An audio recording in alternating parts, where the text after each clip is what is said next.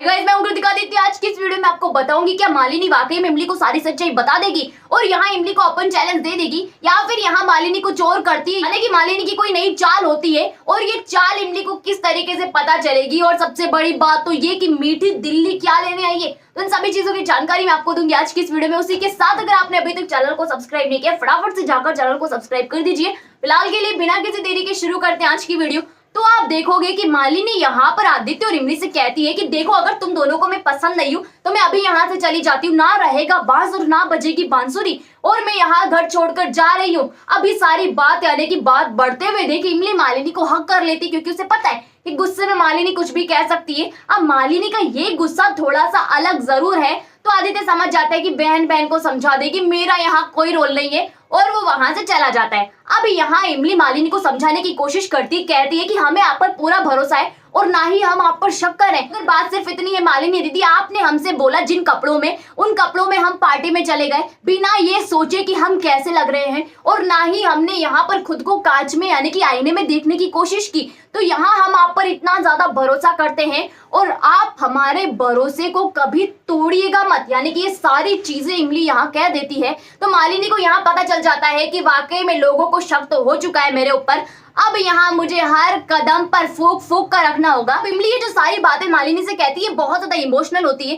मालिनी यहाँ पर सोचती है कि सारी बातें मैं इमली को बता दूं, लेकिन मालिनी अपने आप पर ब्रेक लगाती है और कहती है कि नहीं मालिनी, ऐसा अगर तूने किया तो तू हमेशा के लिए चली जाएगी, यानी कि आदित्य की जिंदगी से तो जाएगी और साथ में यहाँ पर घर से भी चली जाएगी। तो मालिनी यहाँ पर सोच में पड़ जाती है और सोचती है कि मेरे अपमान का बदला तो मैं लेकर आऊंगी, यानी कि आदित्य से इसने मुझे इतना सारा सुनवाया है। भाई साहब पहली बार आदित्य ने मुझसे इस तरीके से बात की है, उसकी हिम्मत नहीं थी मुझसे इस तरीके से बात करने की। इंसान जो एक वक्त मुझे इतना ज्यादा प्यार करता था आज उसने मुझे ये सुनाया है, तो ये सारी चीजें इस लड़की की वजह से हो रही है। इसलिए मालिनी यहाँ पर सोच लेती है कि बदला तो लेकर आऊंगी और ऐसा बदला लेकर आऊंगी कि इमली अपनी पूरी जिंदगी में याद रखेगी। तो यहाँ मालिनी का डेंजर वाला अवतार आपको देखने को मिलेगा। उसके बाद आपको दिखाया जाएगा कि इमली चली जाती है अपने रूम में। अब वहां जाकर आदित्य और इमली की बातचीत होती है, यानी कि इमली जैसे ही आदित्य से बात करने की कोशिश करती है, आदित्य यहाँ भी समझाता है कि अगर हमारे लाइफ में हमारे रिश्ते में कभी ऐसा मोमेंट आ जाए जिस वक्त हमें लगे कि हम दोनों के रिश्तों में कोई दरार डालने की कोशिश कर रहा है तो समझ जाना कि हमें उस वक्त यहाँ पर होपलेस नहीं होना। तो ये सारी बातें जो आदित्य कह रहा है ना भाई साहब, उसको संकेत हो चुका है, उसको पता चल चुका है कि मालिनी किसी भी वक्त उनके रिश्ते में दरार डाल सकती है।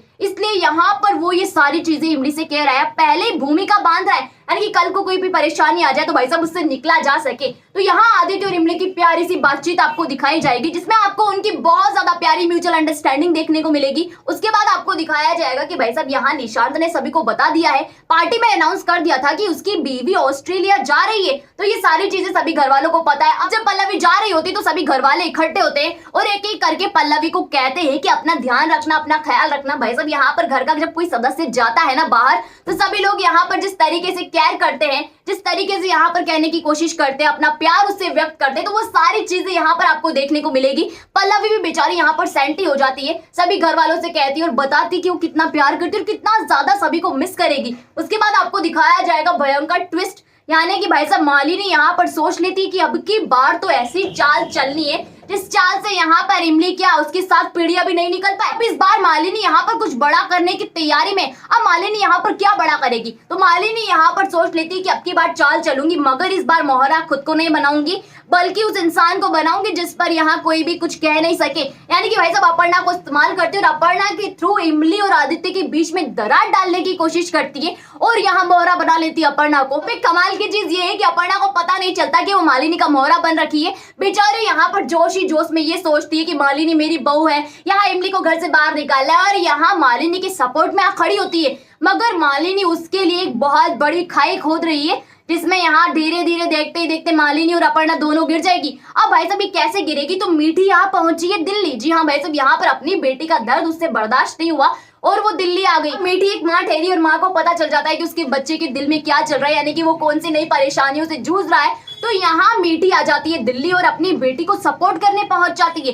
लेकिन भाई साहब यहाँ दिल्ली आने के बाद के तौर तरीके, रंग ढंग और चाल ढाल बदली हुई दिखती है तो वो चौंक जाती है कि मेरी बेटी के लिए तो भूकंप की तैयारी हो रखी है। कहने का मतलब ये है कि मीठी जब देखती है कि अनु और मालिनी का नया अवतार यहाँ पर नजर आ रहा है तो उसे यहाँ पर पता चल जाता है कि कहीं ना कहीं मेरी बेटी की जिंदगी में फिर से भूचाल आने वाला है और इस भूचाल से उसको पहले ही सावधान कर देता है देव। यहाँ पर देव फुल तरीके से इमली और मीठी के सपोर्ट में देव कहता है कि तुम्हें फिक्र करने की जरूरत नहीं है। कि मीठी जब कहती है कि मेरी बेटी की मुझे बहुत ज्यादा चिंता हो रही है इसलिए मैं यहाँ आ चुकी हूँ, तो देव समझाने की कोशिश करता है और कहता है कि तुम्हें फिक्र करने की कोई जरूरत नहीं, जब तक मैं हूँ यहाँ पर तब तक यहाँ इमली के ऊपर कोई भी अड़चन नहीं आ सकती, मैं इस चीज का वादा करता हूँ तुमसे। मगर भाई साहब जैसे ही अनु उससे चिल्लाती है, उस पर इतने ज्यादा इल्जाम लगाती है, साथ ही में उसकी बेटी को भला बुरा सुनाती है, सारा कांड होता है। ये सारी चीजें देखकर मीठी के दिमाग में चल जाता है कि मेरी बेटी वाकई में खुश नहीं है। इमली को जैसे पता चलता है कि उसकी माँ आई है तो इमली यहाँ पहुंच जाती है मीठी से मिलने, वो भी आदित्य और मालिनी के साथ। जी हाँ, यहाँ पर मीठी से मिलती है, बातचीत होती है उनकी और यहाँ कहीं ना कहीं मीठी को लग जाता है कि मेरी बेटी की जिंदगी में यहाँ कोई ना कोई परेशानी है। पूछने की कोशिश करती है तो यहाँ मना कर देती इमली की ऐसी कोई परेशानी नहीं है। लेकिन जब मालिनी का रवैया देखती तो उसे पता चल जाता है कि जिसके भरोसे मैंने अपनी बेटी छोड़ रखी थी भाई साहब, वो तो उसकी ही खून की प्यासी हो गई है। हाँ, ये सारी चीजें आपको दिखाई जाएंगी। कहने का मतलब ये है कि आगे आने वाले कुछ दिनों में मीठी और इमली मिलकर मालिनी के चेहरे पर से नकाब उठाने वाली है और ये नकाब जब उठेगा तो सभी लोगों में धमाका हो जाएगा। यानी कि त्रिपाठी घर में तो धमाका होगा, साथ ही में मालिनी की जिंदगी में भी धमाका होगा। ना घर की रहेगी और ना ही घाट की रहेगी, तो ये सारी चीजें आपको दिखाई जाएगी। उसी के साथ मैंने आपको आगे आने वाले अपकमिंग ट्विस्ट की जानकारी दे दी। अगर आपको मेरी वीडियो अच्छी लगी हो तो लाइक कीजिएगा, शेयर कीजिएगा, कमेंट करके मुझे ये बताइएगा कि मालिनी का आदित्य का प्यार पाने का ये जो तरीका है ना भाई साहब, क्या ये बिल्कुल सही है या फिर नहीं है। तो ये मुझे कमेंट सेक्शन में कमेंट करके जरूर बताएं। उसी के साथ जिन लोगों ने अभी तक चैनल को सब्सक्राइब नहीं किया, फटाफट से जाकर चैनल को सब्सक्राइब कर दीजिए। वही पास में नोटिफिकेशन के बेल आइकन का बटन है, उसे भी प्रेस कर दीजिएगा कि जब भी हमारी वीडियो है सबसे पहले आप तक पहुंचे बिना किसी रुकावट के।